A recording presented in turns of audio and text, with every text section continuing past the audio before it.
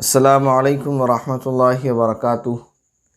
Friday comment box, इसकी सवालों की शुरुआत करते हैं।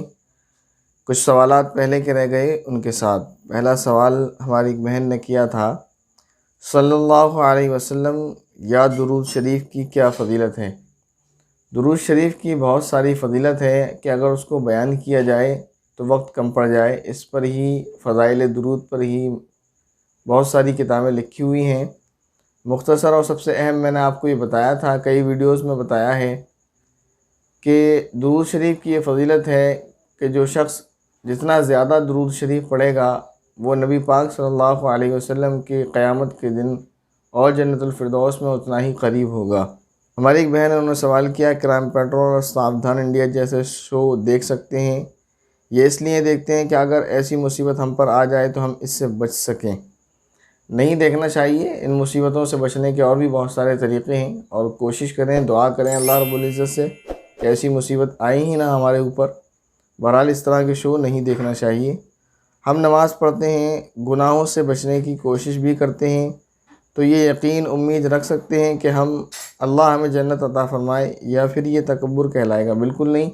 अल्लाह की ज़ात से उम्मीद होना चाहिए कि अल्लाह रब्बुल इज़्ज़त, बल्कि यकीन होना चाहिए अल्लाह की रहमत की तरफ नज़र करते हुए ये यकीन होना चाहिए कि अल्लाह रब्बुल इज़्ज़त मुझे जन्नतुल फिरदौस ज़रूर अता फ़रमाएंगे। अल्लाह की रहमत की तरफ उम्मीद करते हुए, अपने अमाल की तरफ नहीं। अपने अमाल से आप उम्मीद लगाएंगे कि मैं इतनी नमाज़ें पढ़ती हूँ, मैं तहज्जुद पढ़ती हूँ, मैं रोज़े रखती हूँ तो मुझे जन्नत ज़रूर मिलेगी, तो ये तो तकब्बुर कहलाया जा सकता है। लेकिन अगर आप ये उम्मीद रखें कि अल्लाह की ज़ात क्योंकि रहमान और रहीम है तो मुझे अल्लाह की ज़ात से पूरी पूरी उम्मीद है, क्योंकि अल्लाह गफ़ूर रहीम है तो मेरी मग़फ़िरत भी फ़रमाएँगे और मुझ पर रहम भी फ़रमाएँगे और मुझे जन्नतुल फिरदौस में भी जगह अता फ़रमाएँगे।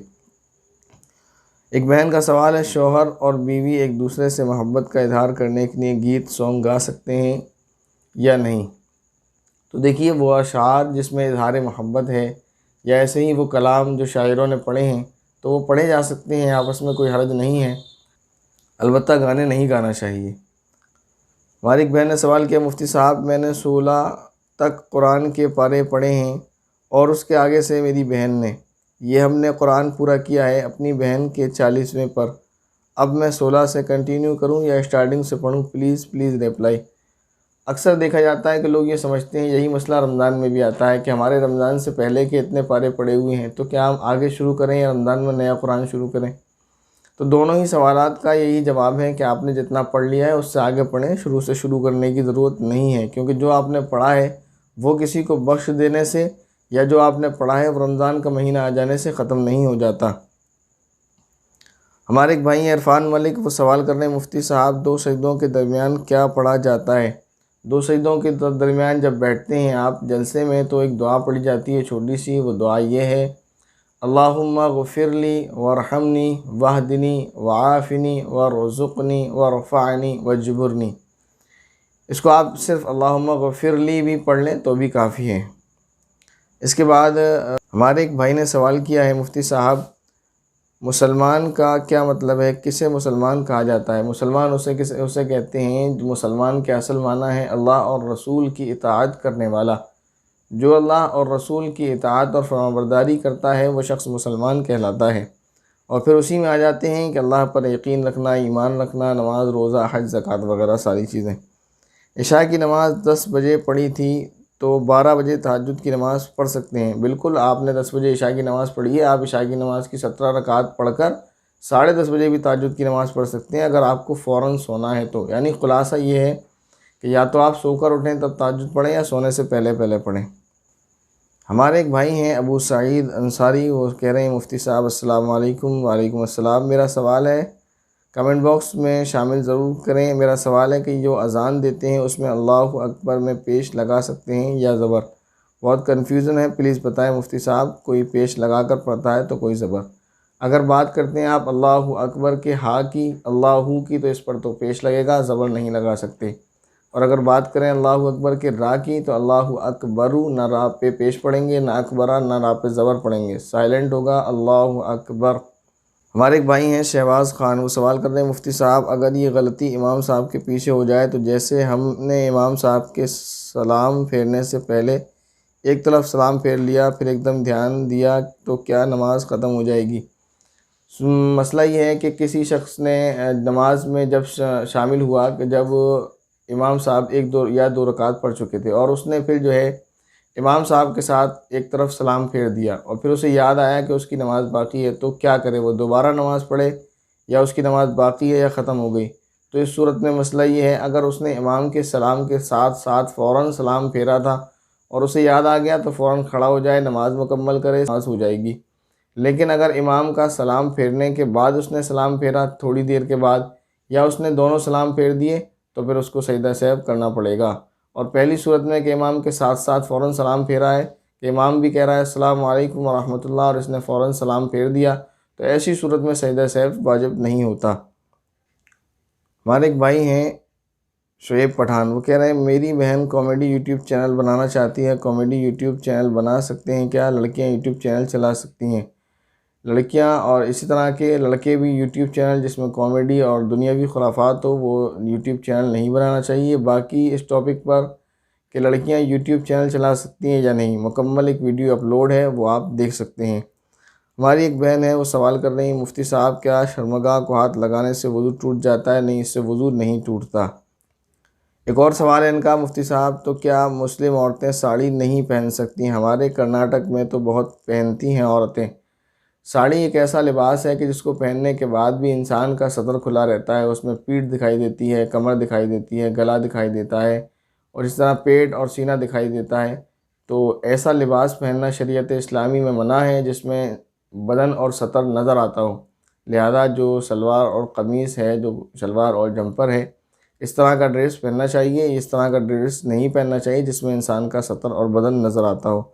हमारी एक बहन का सवाल है, अगर किसी के कपड़े नापाक हों और उसे पता न हो और वो नमाज़ पढ़ ले तो नमाज हो जाएगी या नहीं? अगर किसी को पता नहीं है कि उसके कपड़े पर नापाकी और निजासत लगी है और उसने नमाज़ पढ़ ली और नमाज़ पढ़ने के बाद जब उसने देखा फिर उसे मालूम हुआ कि मेरे कपड़े या बदन नापाक थे, तो नमाज को दोबारा पढ़े। इसी तरह किसी ने वज़ू किया लेकिन वज़ू ठीक से नहीं हुआ और उसको नहीं पता कि उसका वज़ू ठीक हुआ या नहीं, नमाज़ पढ़ी तो नमाज होगी या नहीं?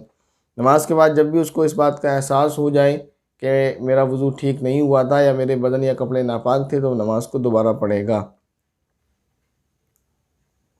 हमारी एक बहन है, उन्होंने सवाल किया था मुफ्ती साहब किसी का अगर बच्चा हो और वो 10 दिन के बाद इंतकाल कर जाए तो क्या वो मैदान हश्र में उसकी शफ़ाअत करने वाला होगा? क्या वो उसको जन्नत में ले जाएगा? तो देखिए, इस बारे में उसूल ये है कि अगर उसके माँ बाप ने सब्र का मुज़ाहरा किया है, सब्र से काम लिया है, तो फिर अल्लाह रब्बुल इज़्ज़त उस बच्चे को उनके लिए मग़फ़िरत का सबब बनाएंगे और वो उनको हाथ पकड़कर जन्नत में ले जाएगा। लेकिन अगर उन्होंने इस तरह के कलिमात कह दिए हैं कि ये मतलब रोना शुरू कर दिया है और इसी तरह नाशुक्री की है खुदा की इस चीज़ पर और बेसब्री का मुज़ाहरा किया है, तो फिर अल्लाह ताला ही बेहतर जानते हैं कि मामला क्या होने वाला है। इसके अलावा एक सवाल है, मुफ्ती साहब आपसे गुजारिश है कि हमारे नबी की ज़िंदगी के वाक़यात भी शुरू करें, हम हमारे नबी की ज़िंदगी के बारे में जान सकें। इंशाअल्लाह वक्त मिलने के साथ बहुत जल्दी इसकी शुरुआत की जाएगी। हमारे एक भाई हैं शहबाज ख़ान, वो सवाल कर रहे हैं मुफ्ती साहब शौहर के मरने के बाद जो इद्दत होती है उसके बारे में बताएं। कोई और है जैसे चाची है, ममानी है, उनको माँ समान मानते हैं और वो भी बच्चे के समान समझती हैं। जब शौहर के सामने पर्दा नहीं होता तो बाद में क्यों किया जाता है? अजीब भी लगता है ऐसा। इस पर एक क्लिप बनाएं और सारी कन्फ्यूज़न दूर करें।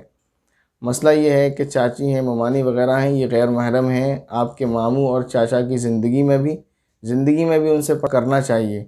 ये हमारा माशरा और हमारा कल्चर ऐसा हो चुका है कि हम पर्दा नहीं करते हैं क्योंकि हम ऐसी सोसाइटी में रहते हैं, ये बात अलग है। लेकिन शरीयत इस्लामी का यही कहना है कि ममानी हो या चाची हो, तो चाचा हयात हों या फ़ौत हो चुके हों, हर हाल में उनसे पर्दा लाजिम है, पर्दा करना चाहिए। ये जो कहा है कि आपने कि इद्दत के दौरान पर्दा करते हैं, तो पर्दा करती हैं, बहुत अच्छी बात है, पर्दा करना चाहिए। और ये कहना कि मामू या चाचा के सामने जब नहीं करते तो बाद में क्यों, तो ना करना ये इंसान की अपनी गलती है। पर्दे का हुक्म ज़िंदगी और मौत दोनों ही हालत में है। इनका दूसरा सवाल है, मुफ्ती साहब अगर इमाम साहब असर या ज़ोहर की नमाज़ में आवाज़ से क़िराअत शुरू कर दें या जिन नमाज में ज़ोर से करनी होती है उसमें आहिस्ता करें तो लुक़मा कैसे दें? तो अगर ऐसी सूरत पेश आ जाती है कि इमाम साहब जो है फ़जर की नमाज़ में आहिस्ता क़िराअत कर रहे हैं या ज़ोहर की नमाज़ में उन्होंने बुलंद आवाज़ से क़िरात शुरू कर दी है, तो मसला ये है कि आप उनको अल्हम्दुलिल्लाह पढ़कर टोक सकते हैं। नमाज के दौरान ही आप ये कलिमा कह दें अल्हम्दुलिल्लाह, तो जिससे उनको ये मालूम हो जाएगा कि मैं नमाज में कोई ना कोई गलती कर रहा हूँ, और उनको याद आ जाएगा, फिर वो अपनी नमाज़ सही कर लेंगे। एक और सवाल है, अगर कोई हाफिज़ नाबालिग हो तो क्या वो नमाज़ पढ़ा सकता है? बिल्कुल नहीं पढ़ा सकता। जो हाफिज़ है या नहीं है, अगर नाबालिग है तो नमाज़ नहीं पढ़ा सकता, और अगर बालिग है तो नमाज़ पढ़ा सकता है। और दूसरा सवाल ये है, क्या वो सामे बन सकता है? सामे बन सकता है, नमाज में तरावी में नमाज़ सुनने के लिए खड़ा हो सकता है, अलबत्ता नमाज़ पढ़ा नहीं सकता। हमारी एक बहन है, उन्होंने सवाल किया है, वित्र की 3 रकात में दुआए कुनूत के लिए अल्लाहु अकबर नहीं कहा तो सजदा सहव करना होगा? जी, वित्र की नमाज में दुआए कुनूत के लिए जो तकबीर कही जाती है वो तकबीर वाजिब है, उस तकबीर को कहना चाहिए। अगर आपने वो तकबीर नहीं कही है तो सजदा सहव आप पर वाजिब होगा उस तकबीर के वाजिब होने की बिना पर। तो लिहाजा याद रखें कि दुआए कुनूत में जब आप शुरू करें, वित्र में दुआए कुनूत पढ़ना शुरू करें तो तकबीर ज़रूर कहें। अगर तकबीर नहीं कही तो फिर सजदा सहव करना वाजिब होगा। इसी आखिरी सवाल के साथ अपनी वीडियो मुकम्मल करते हैं। इंशाअल्लाह बाकी सवालात नेक्स्ट फ्राइडे को अपलोड किए जाएंगे। अस्सलामु अलैकुम वरहमतुल्लाहि वबरकातुहू।